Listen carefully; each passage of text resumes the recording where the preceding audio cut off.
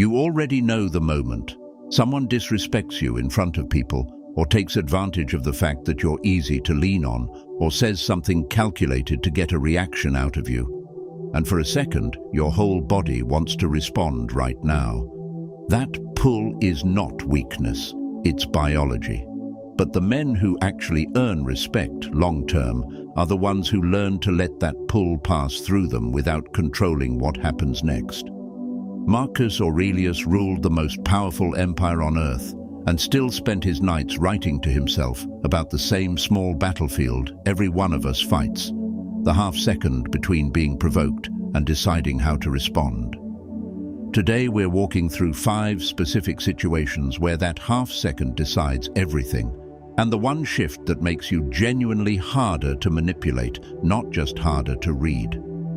Most men treat the urge to react as information, as proof that something needs to be said right now, immediately before the moment passes.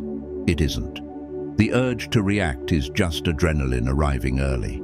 Epictetus taught that between the event and your response sits a space nobody else controls but you, and the men who lose that space aren't weak, they're just untrained. Try this the next time someone provokes you. Count 1 full breath before you say a single word, not to seem calm. To actually become calm before you speak, so whatever comes out is a decision instead of a reflex. The people testing you are watching for the reflex. Don't give it to them. That pause is the foundation everything else here is built on. Once you can hold it, the next question becomes what you do with the space you just bought yourself, starting with the people who mistake your patience for something they're allowed to spend without asking. Somewhere along the way, you learned that being agreeable keeps the peace, so you started saying yes to things you didn't want to do, absorbing comments you should have pushed back on, and calling it patience. Here's the distinction that changes everything. Patience is a choice you make on purpose. What you've actually been doing is avoidance, and other people can always tell the difference, even when they can't name it. Seneca warned that we're frugal with our money and reckless with everything else, including our own standards. The moment someone realizes your kindness has no flaw, they stop treating it as a gift and start treating it as a resource. You don't fix this by becoming harder. You fix it by letting your no cost exactly as much as your yes, consistently, calmly, starting today.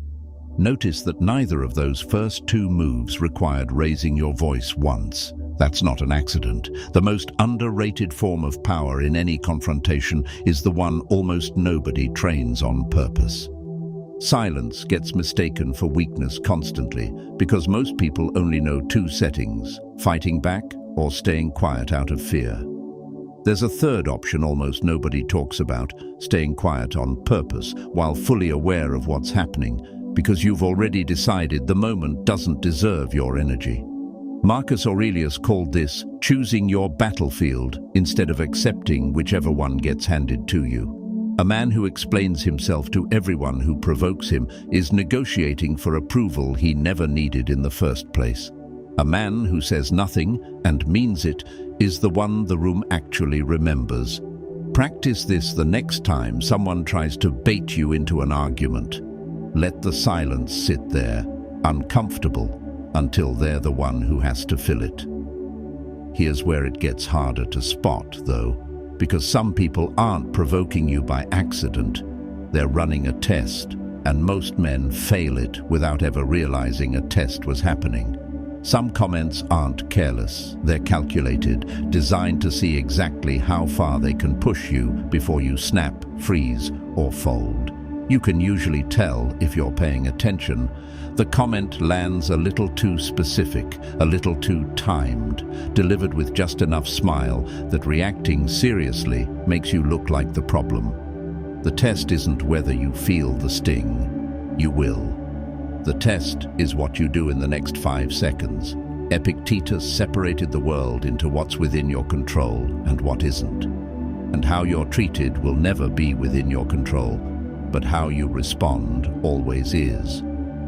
The next time you feel that specific, deliberate sting, name it privately to yourself first. That was a test. Naming it breaks its power over you before you say a single word back. Every one of these moves, the pause, the honest no, the earned silence, spotting the test, points at the same underlying shift. None of them cost you anything in the moment. What they buy you is bigger than any single interaction. None of this works if you do it once. The pause, the honest no, the silence that doesn't explain itself, each one, by itself, is a small moment nobody else even notices. But do it consistently, for weeks, and something shifts that has nothing to do with any single conversation. You become harder to predict, harder to provoke, and harder to take advantage of, because the people around you can no longer count on your reaction the way they used to. Marcus Aurelius spent his entire life practicing exactly this, one ordinary moment at a time, not because any single moment mattered, but because the pattern is the whole point. Pick one of these 5 and use it this week.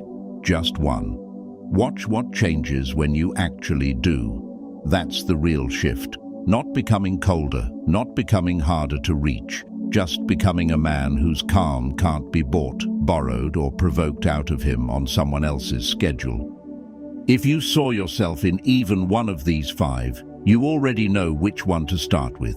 Start there.